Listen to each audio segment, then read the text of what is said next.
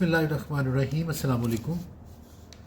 खालिस तौबा किसे कहते हैं, इस हवाले से कुरान मजीद से एक हवाला आपके साथ शेयर करते हैं। सूरह तहरीम जो कि कुरान मजीद की 66वीं सूरत है, उसकी आयत नंबर 8 में इरशाद हो रहा है, ए ईमान वालो, अल्लाह की तरफ खालिस तौबा करो।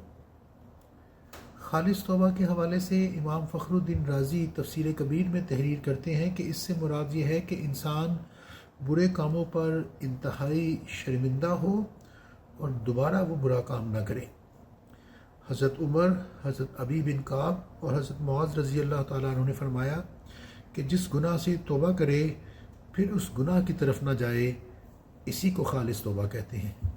तो कोशिश कीजिए जो भी गलती हो जाए, दानिस्ता या नादानिस्ता तौर पर, तो अल्लाह ताला के हुजूर खालिस तौबा करें। इसी में दुनिया और आखिरत में कामयाबी है।